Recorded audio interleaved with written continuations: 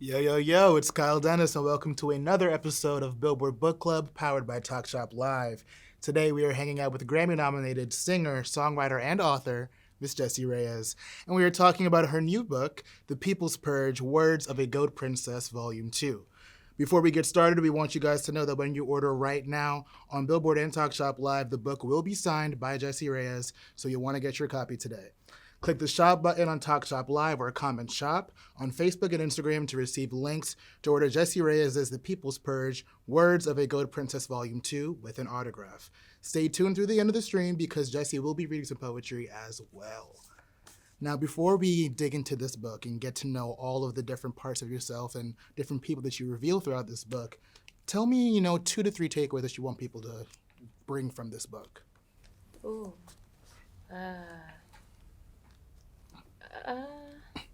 Not feeling alone in your human experience. Maybe inspired to take whatever emotional baggage it is that you carry and apply some alchemy to it so you can make some art. And lastly, I hope that the people that sent in the prompts are able to see their own in there. Absolutely. Now, your first book was a collection of your own poems. Talk to us a little bit about what this new book is about.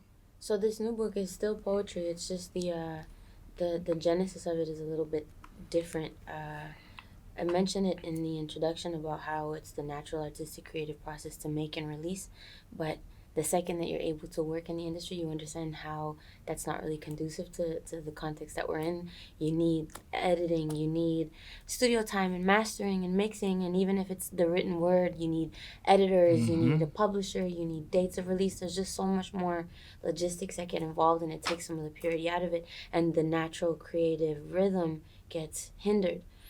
So I was pissed, and I was itching to get it out, and I ended up on Instagram with a little thing that you could ask a question, and the question was write a song about, and people would just send in their requests or whatever they were going through, and I'd have my guitar, find a couple chords, and then make a 15-second song, and I'd post it, and that's how I started doing that, and eventually it turned into write a piece about, and sometimes it'd be songs, sometimes it'd be poetry, but for me, words are my first language before music, and I feel almost more free because music, even though beautiful, there's restrictions to it, the key of the song, there's just different structural boundaries that you have to respect, and even in poetry, depending on what style you're subscribing to, but there's inherently more freedom when you eliminate one of those things, when you eliminate the music. So I found the exhale to be deeper that way, and then I kept getting messages of where can we find them? Because it's very ephemeral the way that they existed, because they would only exist for the day and then gone. Yeah. Sometimes I'd save them on my highlights, and then eventually I was like, you know what? A lot of people are asking for them. Fuck it. Let's do it. Yeah. Hell yeah. Yeah. Now, how did you decide which prompts actually made it into the book? Editing. I'm really skilled at objectively critiquing myself. I've just gotten good at it, and I'm a lot better also at being ruthless with what I've made. So if I read it and I'm not impressed, then it gets chucked. Yeah. How did you balance capturing everyone's individual stories in these prompts and speaking to those truths while also offering up encouragement and healing, as the book suggests as well? Honestly, neither. I did neither of those. It's a very selfish process, and the fact that people get the fact that when you were like, what do you want people to walk away from, is a beautiful thing that I can say after the fact, now that it's made, because if I'm conscious of the way that it's gonna be perceived in the moment, I poison the purity of it. You know what I mean? Yeah. So I've had to not do that, and as soon as the prompt comes to me, I have to treat the prompt selfishly for how it's gonna resonate, or how it resonates with whatever I've gone through, and then give that. And as long as I'm being honest, I've found that then it resonates.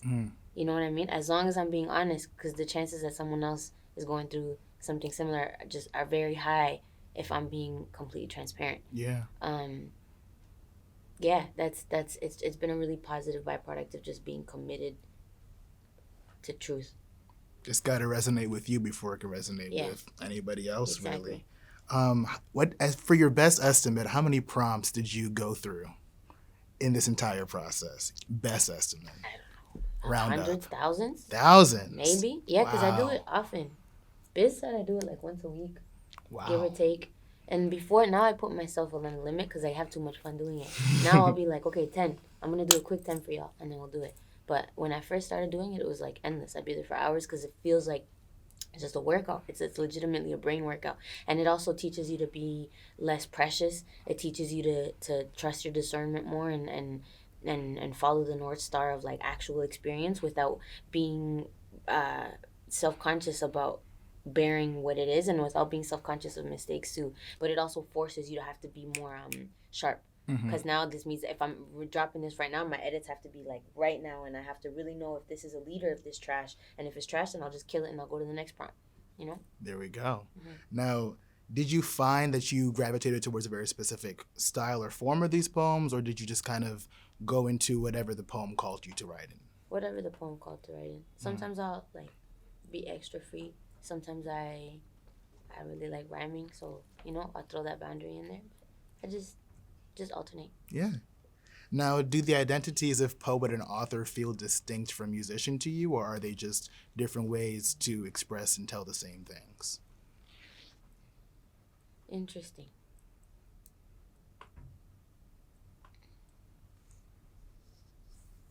It's a little more intimate.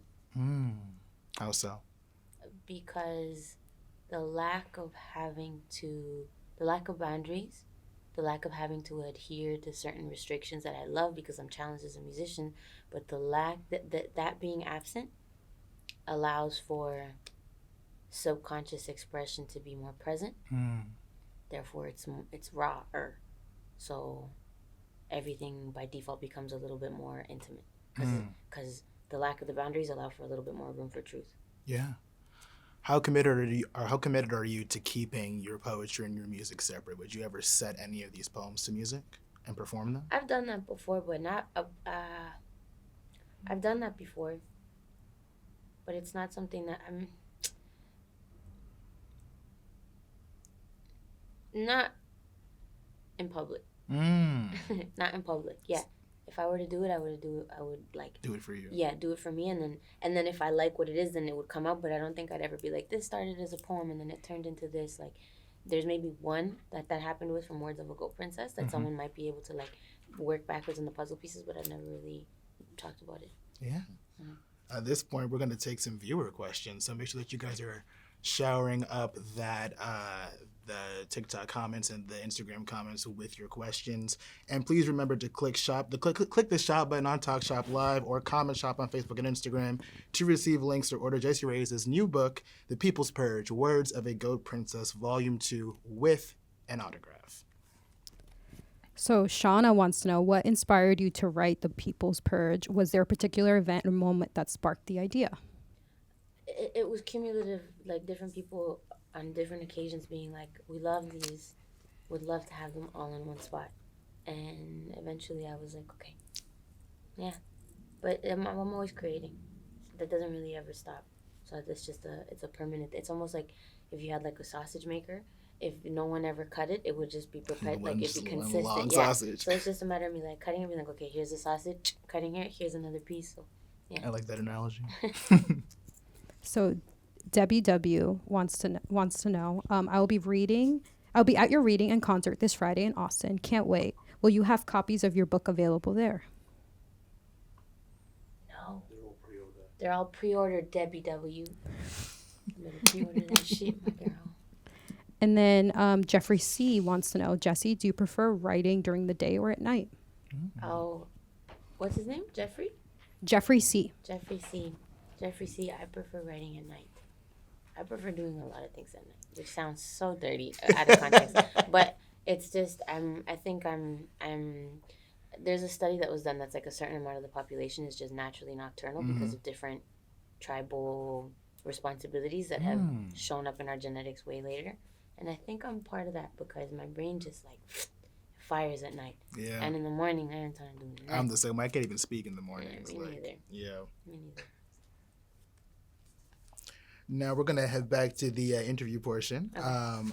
We've seen you on tons of music tours in the past, but you're on a book tour right now. So I want you to talk me through the similarities and the differences of a book tour and a music tour.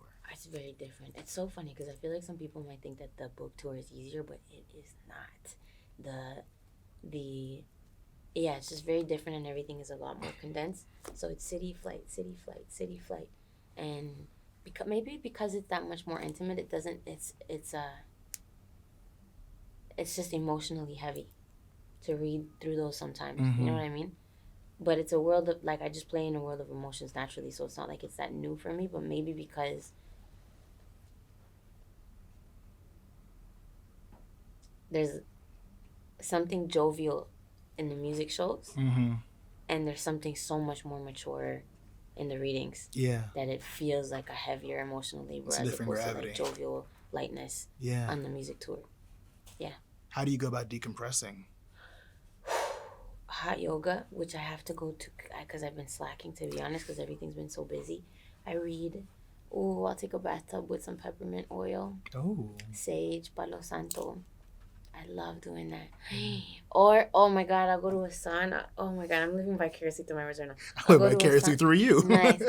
I'll go to a sauna and just do the rounds, like 20 minutes in the sauna and then 2-minute ice shower. 20 minutes in the shower, 2-minute ice shower. That helps me so much. And then I'll do this. I'll go online and I'll do the prompts. Yeah. Yeah. Help me stay liquid. Now, for this collection, you also collaborated with the illustrator Eloise Dio. Who is amazing. Talk to me a little bit about what that collaboration looked like and how everything came together. Eloise Dio is an amazing, amazing creative. We met 2017, maybe 2017, might have been 2016.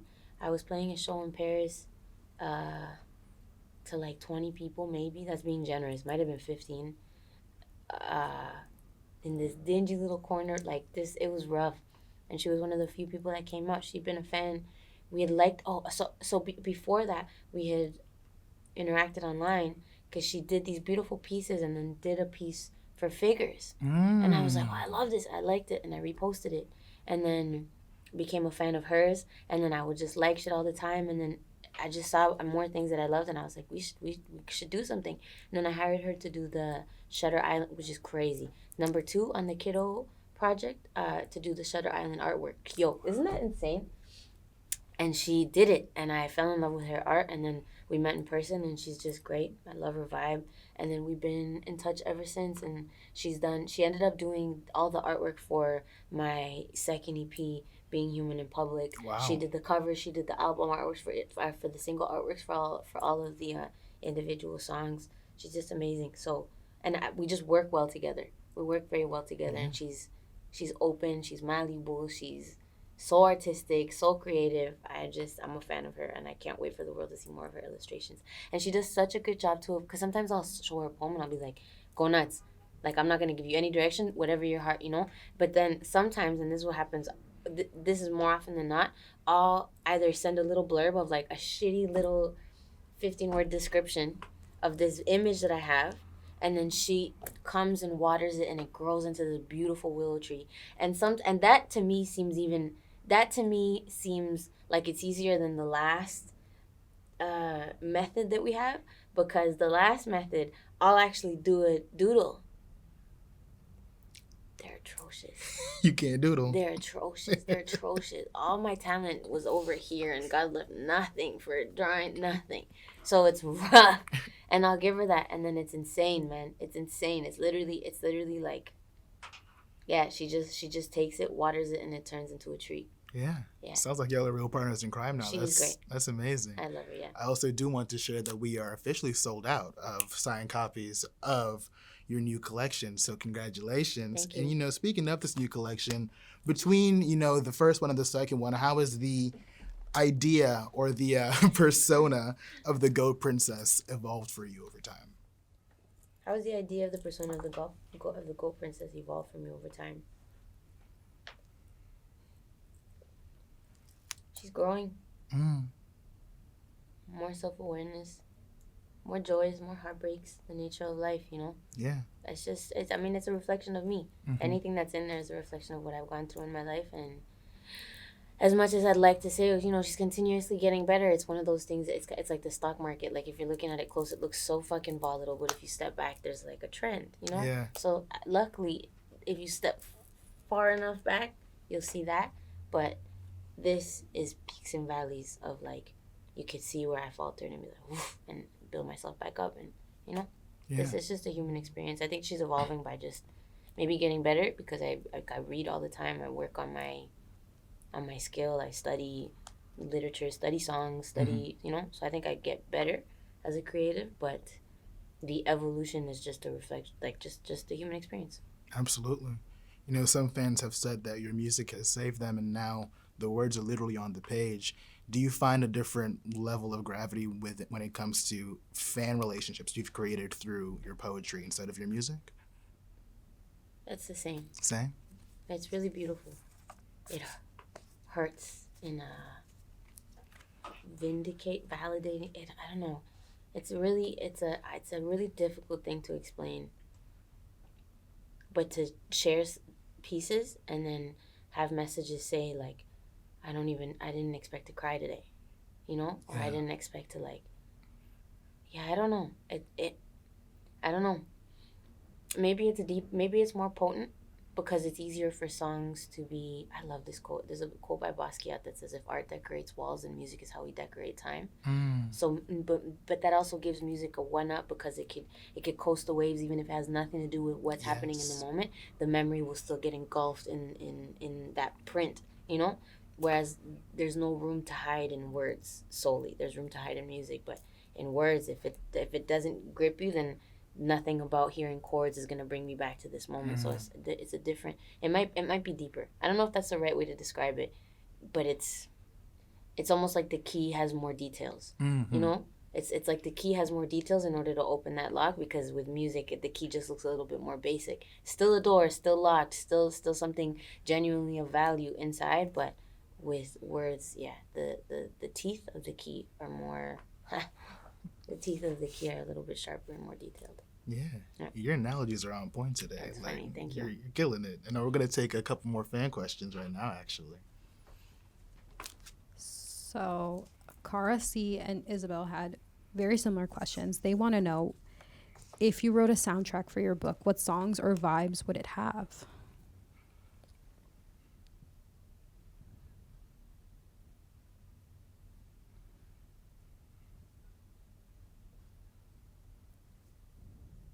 Wow. What an interesting question. I don't know. Because everything I just talked about before, I was like, there's so much freedom in this that doesn't require me to have to think about an umbrella of musical context to give it. So I don't even have an answer for you. I think that has to be like, if you'll know, because when you read it, you'll be able to, just you're gonna savor it however you savor it, and then that might give you an overall vibe. But for me, it's I don't know. I couldn't tell you. Ryan J wants to know, because your work is so spontaneous and so inspired and organic, how often do you make edits to your lyrics and your poetry? So for the poetry online, it's very quick and it's very raw and it's very very quick, very raw. And I've gotten much better at being more accurate with my shot and my bullet. Like I'm very, at the risk of sounding pompous, but I'm just good at it, so I could be sharp with my edits quick. Yeah. And worst case scenario, in the event that I do something that's unforgivable, like there, some bullshit like that, then I'll be like, and I'll just take it down real quickly and then fix it. It's one of those that like slips, I'll fix it then. Building the book is different because there's a part of my perfectionism that I can numb in the moment of doing the exercises online, but I can't keep her quiet when I'm building something like this. But that's also why the chapter openers all have the raw. Can I open this for a second? No, for it, yeah.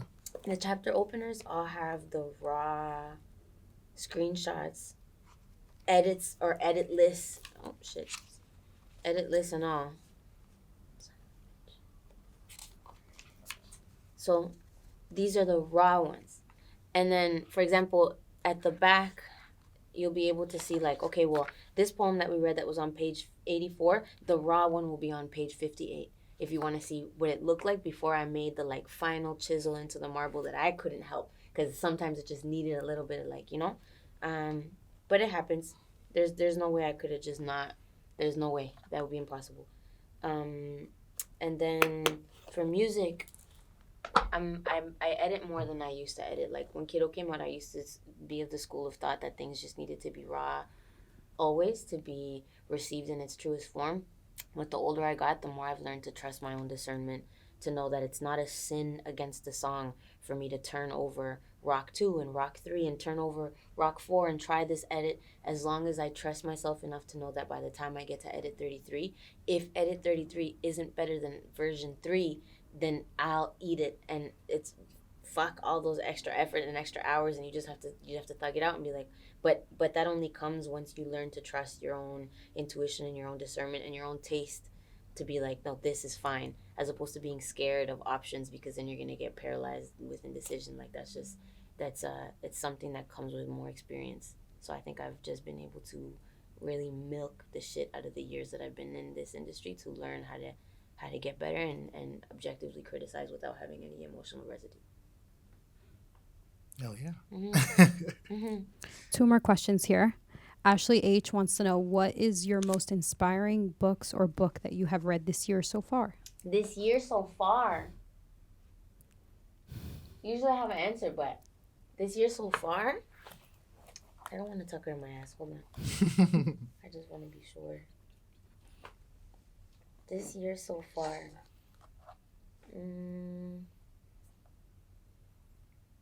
She was avoiding. Wow, embarrassing. Ooh. Okay. I gotta give you 2. Damn. Where is this? I really gotta learn how to make the playlist, because I have like a TikTok. What's it called? When you have a fake account? A burner? A burner, yeah, like a TikTok burner, where I do all these reviews on like random books that I've read. So I think I'm on like my 8th book this year, and the Kabbalion, was that it? Yeah. Okay, it was my 3rd book of the year. The Kabbalion, the Hermetic Principles, Hermetic Philosophy. Oh my God, so beautiful, and it's just filled with as above, so below, like just different ideas like that. But the one idea that, man, there's very few and far in between the books that I'll read that'll make me close them and put them down and lean back like I'm savoring a piece of candy, because I need to just give my brain some time. It talks about, in this one section of the book, I hope I don't butcher it, it talks about the idea of God and the idea of infinity, and the idea of how, if we're made in the image of God, we're made in the image of God, but it's so hard for us to really conceptualize what God could be, or what our creator is, or where, and it says if we're made in the image of God and we play with infinity in this degree, and it talks about how consciousness is our example, or consciousness is our closest taste to us exercising what infinity is. And in that regard, I'm talking about like being able to close your eyes right now, and if I told you to look at a kingdom, you're seeing a kingdom. If I told you to touch a lion, you're touching a lion. And that's just us in the conscious state. But when we dream, it's a whole new universe. It's a whole new life. It's whole new, just completely different world. And you become a god to create these new things there, right? If that is our example and expression of infinity, and we're made in the image of God, and micro to macro, for example, like trees and how they look like the capillaries in our lungs, and rivers look like veins, and if that is our example of the human experience closest to infinity, then imagine God's. That, like, yeah, and then imagine God's, and imagine what the universe is, and then imagine what all that is, if you can really lean back and think, if the micro is veins and there are rivers, and if that is us, then what is that? That, my shit, ooh. I just remember exactly where I was in the crib. I literally put the book down and I was like, wow, how beautiful. What a beautiful thought to think of. That kind of level blew of my mind just yeah, now. it's a really interesting book. Really interesting book. Yeah. What was the title again? The Kabbalion. Kabbalion. And then final fan question here from Mateo V. Will this have an audio version? Hell yeah, Mateo. course. Love it. Who are some of your favorite poets to read? Ooh.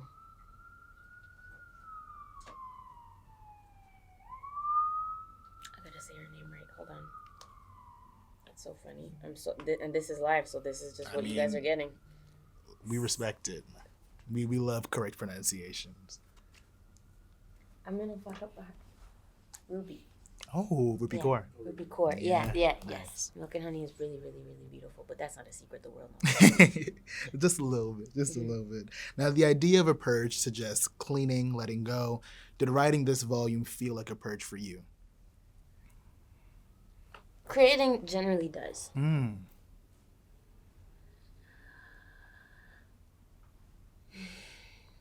Sort of. Like the purge, but there's still vomit left. Mm-hmm. You know? Oh, a little bit of bile left. Yeah. It's not like because sometimes people yak and they're like, I feel so much better. It's not that for me. But the joy is being like, well, at least this vomit came out and kind of looks like a statue. There's still vomit in me, but at least I got this. It's almost like a consolation prize. Yeah. I like thinking of it that way, actually. Now, for some music questions. How would you compare the album-making process to putting together a collection of poetry? I love it so much more than making an album. Why? I love it so much more because there's not as many cooks in the kitchen.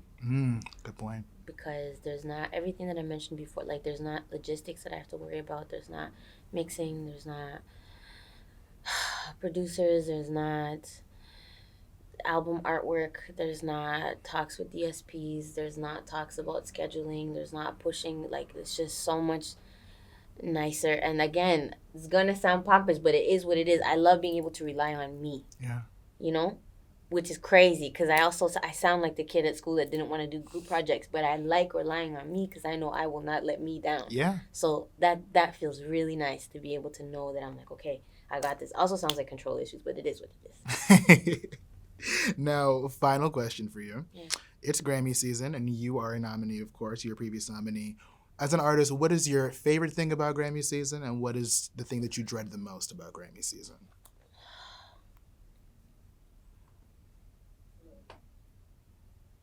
Favorite thing of Grammy season would have been getting nominated. Like, that memory is so beautiful. Yeah. There's a video online of it, like when my folks and some friends like knocked on my door, and I was in the studio all night, so I didn't even know that the announcements were coming that day.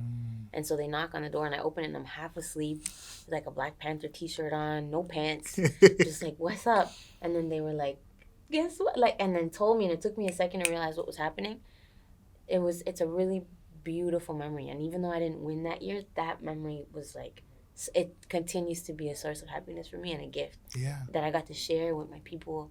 It was just really beautiful. Absolutely. And the worst, not win. No, the worst is probably as an introvert, I don't really love going to the events. And There are a lot of events. there's a lot of events. A lot of FaceTime. Yeah, and I'm sober, so I don't have the crutch of being able to like get some liquid lubrication. Yeah. But it is what it is, man. You gotta do what you gotta do, Gotta and there's play worse the things to game. do. So bite the bullet, go shake some hands, or shake some babies, kiss some hands. Yeah. Absolutely. Now, we would love it if you could read us something from the new collection. So, if you could, any pages of your choice. We're gonna leave it up to God. We're gonna do one of these. Great. Monstrosity.